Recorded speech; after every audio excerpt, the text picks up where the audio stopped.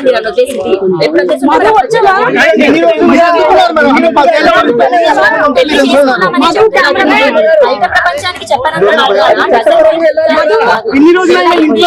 బయట ప్రపంచానికి లైవ్ గా పట్టుకొని తప్పు చేయని వాడు ఎందుకు ఆడుతాడండి? 4 రోజులు ఆగిన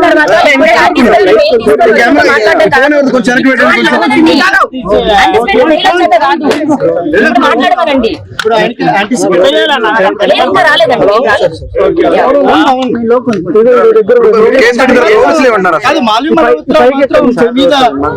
కావాలని తను అలిగేషన్ సరే అండి. ఈ రోజు వాళ్ళు ఎక్కడున్నారో అక్కడ ఫాలో అవుదాం. సినిమా కోసం వచ్చినామే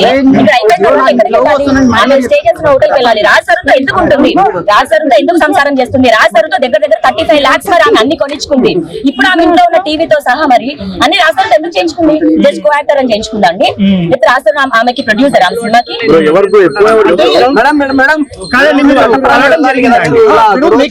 చట్టపరంగానే వెళ్తానండి. చట్టపరంగా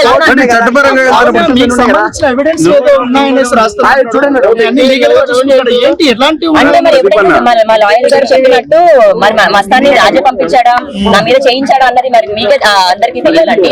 మరి నా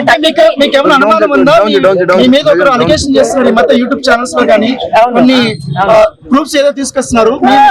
మీ మధ్య జరిగినటువంటి ఆ సంభాషణ ఎవరు లీక్ చేస్తుంటారు? ఆ వ్యక్తి అవి రాస్తారు ఎంత ఉన్నాడు, ఎంత చేశాడు, నేను అబ్బాయికి ఏ లాయర్ ని మాట్లాడాడు, ఏ లాయర్ కి రాస్తారు ఫీజు పే చేశాడు అన్నది అన్ని ఏమన్నా చెప్పాను కదండి. మాస్టర్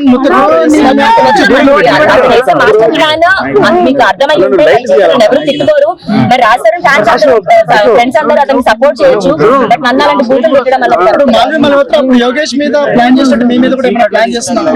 నన్ను చేస్తేనే ఇవాళ హెల్ప్ అని బయటకు వచ్చానండి. నన్ను జైలుకి పంపించిన వాళ్ళు నన్ను చంపలేదా?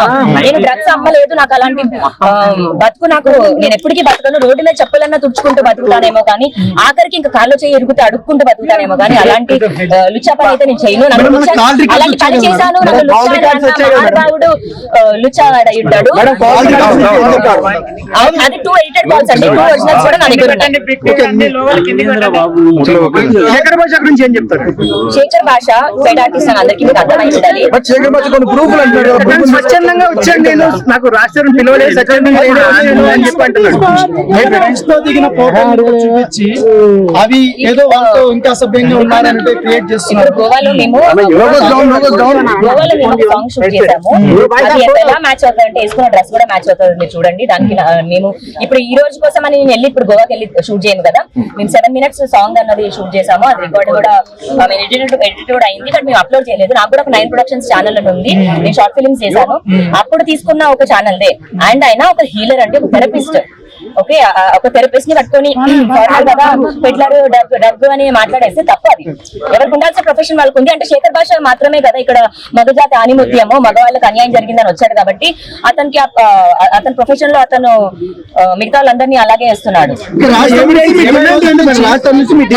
నాకు కావాలండి. నేను అతన్ని నమ్ముకొని 10 సంవత్సరాలు ఉన్నాను. నా కెరియర్ వదిలేసుకున్నాను, అన్ని వదిలేసుకున్నాను. ఏమీ లేకుండా నేను ఒక ఇంటి పట్టునే ఉన్న ఒక మనిషిని. నాకు రాసరం కావాలి. ఈ రోజున అతను వదిలేస్తాడు. సమాధానం పెళ్లి కాకుండా మొగుడు ఎలా అంటారు అంటే బహిరంగంగా మీరు పెళ్లి చేసుకోలేదు కదా. అవునండి. పెళ్లి అన్న కాన్సెప్ట్ ఒక ఆడమగకి ఇద్దరి మధ్యలో ఉన్న ఒక ప్రామిస్ అండి. ఓకే, అది నాకు మనిషి ఇచ్చాడు. నా మెడలో 3 ముళ్ళు వేశాడు. అది నిజం.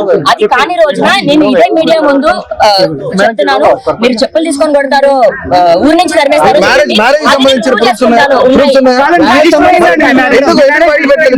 అదండి ఇలాంటి రోజు ఒకటి వస్తుంది.